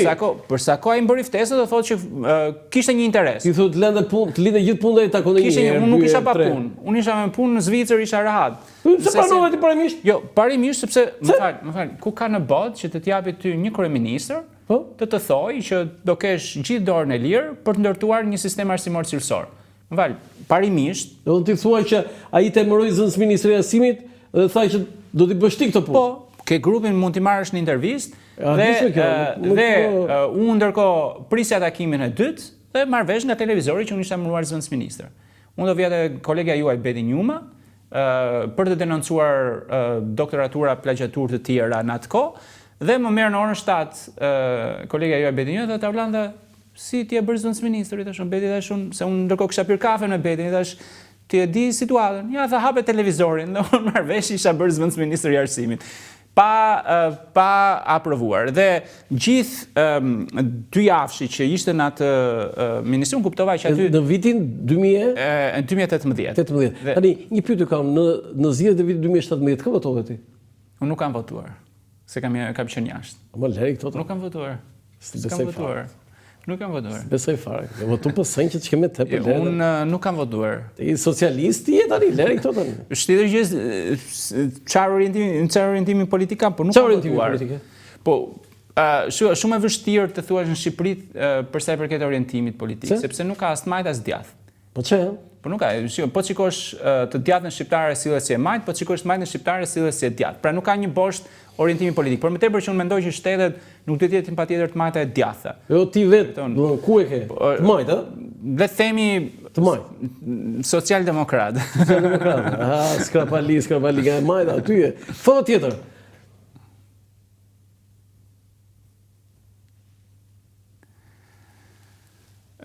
Në fakt renditja unë e kisha mbas një foto tjetër, por gjithsesi, cili është mendimi yt për Sali Berishën, sepse ai po drejton opozitën në Partinë Demokratike tani? Unë besoj se Zotit Berisha I ka ardhur koha të mbaj përgjegjësi historike dhe t'i hapi rrugë gjenerimit të leadershipit Partisë Demokratike. Sa rrugë se e ka thënë? Unë si Zoti Berisha ashtu dhe Zoti Rama sot po mbajnë peng të ardhmen në Shqipërisë. Po Rama pse po mbajnë peng të votuar? Kanë pasur mundësinë të drejtojnë Shqipërinë në nivelet më të larta. Pra I kanë marrë maksimumin, pra ne qytetarët shqiptarë kemi dhënë më të mirën e mundshme që një qytetar mund të marrë në jetën politike të një kombi. Pra kryeministër, president, edhe etj. Dhe sot, në momentin që ne flasim, po bëhet një pengesë shumë e madhe së bashku me gjithë klasën e vjetër politike për ecjen përpara të Shqipërisë. Duhet kuptuar që ne I përmendëm para, ne kemi pas trena, ne kemi pas industri, kemi pas tekstilet në Berat. Më duket punonin rreth 10.000 qytetarë atje dhe eksportonim jashtë. Sot nuk kemi asnjë nga këto. Dhe këto ndodhen në kohën kur Zoti Berisha ka qenë kryeministër dhe president. Pra ka një përgjegjësi shumë të lartë institucionale. Jo, I ku përgjegjësia po them tani që dhe po të shikosh sot, Roland, njerëzit që rrethohet Zoti Berisha nuk ngjallin asnjë si thua frym. Më thuaj ma një intelektual që është rrotull Zotit Berisha. Një intelektual, më thon një apo 2 intelektual që është Zotit Berisha sot. Më thoj, sa e tregon... Jasmin Bardhi. Pikërisht, ky është niveli ose doktori tjetër, Flamur Noka. Ju keni doktor, është Zoti Berisha, doktor Flamur Noka. Që ja pra mjekët tuaj. Një lider që flet edhe për arsimin, edhe për shkencën, edhe për ekonominë, edhe për drogën, edhe për çfarë do gjë, nuk është lider. Një lider përcaktohet edhe nga suksesi për ndërtuar liderat e rinj. Më thuaj mua çfarë opsionesh ka sot që flasin e Partia Demokratike për të ndërtuar një lider të ri përveç. Cila është zgjidhja Taulan, se ti thua Rama nuk bën. Berisha që drejton opozitën. Si bën? Do marrim ne nga Zvicra aty? Do na gjesh një ka shqiptar, ka plot që ne brenda shqiptarët votojnë, këta janë votuar. Patjetër, unë nuk do i heqi ka një që ne sot jemi në një situatë ku ka një fije shprese për vendosur disa parime institucionale që është Spaku. Spaku sot ka... Ja, se kam foto. Foto tjetër dhe të arrim dhe të Spaku, se jemi dhe limitet kot. Këta janë 33 kryeministrat. Ka në njëri që t'jetë shmon më shumë? Përveç parit tani se i e themeloj, ishtë baba i shtetit. Po këta mas në lidhës dhe mos, mas Fatostanos. Unë sigurisht që nga figurat që le themi jam më shumë pozitiv është Fanoli, për shkak të figurës që ai ka, figurën e intelektualit. Po ishte kryeministri më i dështuar apo? Po sepse tillë është historia e Shqipërisë. Do të thonë ti më dole në një pikë mua që është kryeministri më i arsimuar me diplomë Harvardi. Është kryeministri më i dështuar. Jo më i dështuar. Jo më i dështuar. Më i dështuar ka një ore ai premtoi reforma agrare, nuk e bëri. Roland, ka një histori që thuhet që është e vërtet për Princ Vidin. Princ Vidi kur është larguar nga Shqipëria ka thënë vetëm një imar i drejton shqiptarët. Dhe ne kemi gati një shekull që drejtojmë nga njerëz të marë. Dhe për njerëzit e avë dhe të përgatitur është shumë e vështirë kur marrëzia ka shtrirë. Si të bëjmë, të ndrojmë popullin? Dhe prandaj po them që sot ka një shpresë që ka treguar që funksionon edhe në shtetet ngjashme si Shqipëria, që është Spaku. E kam foton e Spaku. Po ti do Fanol, mbas 90-s. Por nga vitet 90 që i ke do nga Fatostanon këtej. Unë të them drejtën, Pandeli Majkon e kam pasur shumë qef, sepse ka qenë një farë... Kjo, se burge e kam pasur qef. Sepse ka qenë një politikan që ka qenë, si thua, racional, i qetë në do t'i vlerëson Pandeli Majkon. Pandeli Majkon sot i dhe më balla. Patjetër, unë po them, ti më dhe një listë këtu, dhe unë po them... Jo, nuk të dhash një listë, këta janë, së është lista ime kjo. Nuk është i njoh të gjithë, po unë po them ndër këta që ti përmënde. Sigurisht që i preferuar i im dhe standardi im këtë Fanoli. Fanoli e ishë më i dështuar, i foto tjetër. Më i arsimuar ishë më i dështuar. Po kjo është, po qikosh në universitetet shqiptare, më të dështuarit e njerëzit e arsimuar. Se kemi kthyer piramidën e sistemit përmbys. Në momentin që se ne na ka ikur truri. Kur shkova unë në Harvard, më vendosë, nuk e di, se ti ke mbaruar 6 muaj atje. Më vendosë listën e shqiptarëve atje. I pari ishte Fanoli Fajkonica. I treti Kost Çekrezi dhe pastaj vazhdoni tjerë. Nuk kemi arritur, nuk kemi ditur kur të vlerësojmë rolin e intelektualit në shoqërinë shqiptare. Ja, këta janë ata që shpresa jote. 20 titanët. Madje ke edhe një skrapaliun tënde timi bashkë. Ai ka sot... E një? Unë nuk e njoh drejt vërtet, njoh nga prindrit në sensin për shkak të skraparit. Ai sot ka mundësinë të shkruajë historinë e re të shqiptarëve. Çfarë duhet bëj Klodian Bravo? Ai ka sot... Jo, çfarë duhet bëj Klodian Bravo? Jo, me luftën që ai po bën. Se Altin Umani e nisi standard. Altini e nisi standardin, Klodian Bravo ka mundësinë të shkruajë historinë, që e ka nisur Altin Umani. Taulan, kishe ti ndori i arrestoj tërë. E ardhmja e Shqipërisë e ardhmja e Shqipërisë sot është arrestimi i kryeministrit të Shqipërisë.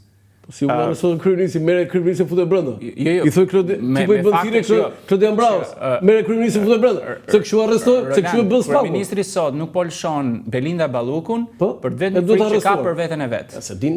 Po për vetën frikë që ai ka është vetja e vet. Dëshirë mund të kemi ne ore. Po çikosh ka një metamorfozë. Po se din. 2 vite më para i thoshte ne nuk i mbrojmë njerëzit e akuzuar në Partinë Socialiste. Sot po i mbron me ligj dhe po ndërron ligjin për të mbrojtur veten e vet. Jo, ky nuk është rregull 3 që me këtë ne do të kuptojmë që Rama Roland, më fal, të futet të kesh një zvendës kryeministër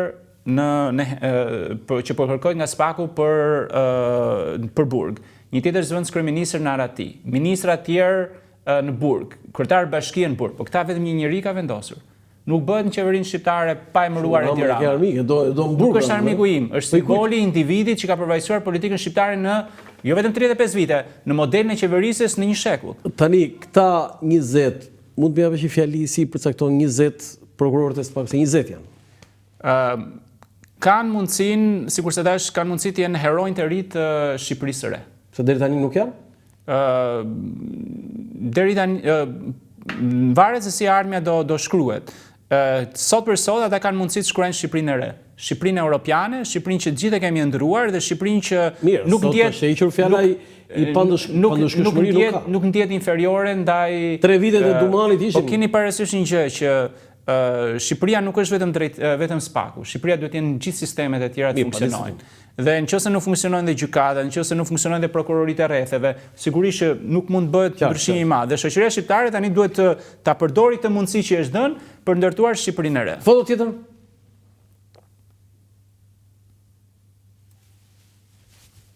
Kjo duhet të jetë e fundit, besoj. Kjo është e datës 18 shkurt 2008, pra një ditë, se gazeta del një ditë më pas, ku u shpall pavarësia e Kosovës. Se kjo është historike. Është cover historik. Dita e dytë më e rëndësishme e kombit shqiptar. Dhe ne duhet fillojmë të edukojmë veten që jemi popull fitimtar. Ne kemi fituar ose kemi qenë për krah fituesve në luftën e dytë botërore, ne kemi fituar ndaj serbëve sot. Dhe kam dëgjuar, unë nuk jam si thua njeri që merrem me ligjet, pra nuk është ekspertiza ime, por ajo që po ndodh në Hag duhet ndërprer. Dhe shteti kosovar sot e ka mundësinë që ta ndërpres atë proces. Tani, okay për Kosovën, tani kam një pyetje. Ore, vlerëson një gjë Edi Ramës ti? Edi Rama është një nga politikanët që do besoj në mendimin tim do mbetet në histori si një modeli më i dështuar i ndërtimit të shtetit. Jo, unë thash, jo, këtë nuk e vën dyshimin që ti e thua, Tauland Muka e thot për Edi Rama. Unë them që, ore, ka në një gjë që vlerëson? Edi Rama bën propagandë të jashtëzakonshme, është ekspert, nuk e konkuron njëri propaganda. Edhe kjo është negative, thua ti. Ore, në një gjë, ja vlerëson, ja çmon. Është ekspert për propagandë. Shiko, të mirat pozitive që mund të ketë krijuar Edi Rama janë të dëmshme në afatgjat. Pra sot, po të shikosh imazhin që ka krijuar për Shqipërinë sot, po të shikosh filmat amerikanë. E keni parë që bëhen me mafios shqiptar? Këtu se ka fajnë Edi Rama tani, lere tani. Si pas ka fajnë Edi Rama tani se... Shiko, Shqipëria me drogë, droga në Shqipëri u përhap në kohën e rilindjes. E sulli Edi Rama drogë? Tauland. Edi Rama ka larguar gati, ose ti ke një largim gati gjysmën. Jo, nuk po them për këto gabimet, aty nuk dyshoj fare unë se çam mund të thosh. Por e një gjë pozitive. Ka Edi Rama? Ti më kërkon të relativizoj unë po të bëj pyetje. Po jo, duke i marrë një gjë të mirë që mund edhe ta ketë. A ka një gjë të mirë kryeministi më? Një pyetje më të thjeshtë nuk ka. Kryeministri i Shqipërisë nuk ka asgjë. Gelet njeriu më do kështu thirrje Klodian Braus në burg. Me historinë më të errët. Nuk është burg për kryeministrin si individ, është burg për modelin e politikanit që nuk duhet lejuar në shoqërinë shqiptare. Unë nuk jam nga ata persona që duhet ndërtojmë shoqëri burg. Shoqëria në fakt mos gaboj rigje, kishim edhe një fotografi tjetër të qeverisë. Roland, shoqëria krijohet me pozitivitet. Ndje po të hapësh lajmet sot, ka burg, krim, vrasje, drog, aksidente. Nuk ndërtohet kështu e ardhmja. Ne duhet fillojmë të ndërtojmë shoqërinë pozitive, me modele të suksesshme. Fatkeqësisht politika shqiptare sot nuk i ofron ato modele. Jo vetëm politika shqiptare, po e shikon çdo institucion. Në institucionet arsimor, në institucionet shtetërore, dhe kjo është ajo që ne duhet ndryshojmë. Dhe është ajo që them, ne duhet të ecim si fitimtar. Ne nuk mund të ecim me luftën e Kosovës si njerëz të humbur. Ne kemi fituar një shtet të dytë, një votë të dytë dhe nga ana tjetër një hapësirë të re për kombin shqiptar. Dhe unë për të thënë për në këtë kontekst, po të shikosh për shembull se ndonjëherë thonë që po jemi vend i vogël. Edhe Zvicra është vend i vogël. Në vitet 1800 Zvicra ka qenë vendi më i varfër i Europës. Por u bën disa njerëz, disa si thua elita zviceriane. Ke lexuar atë të gjej fishë si? Jo.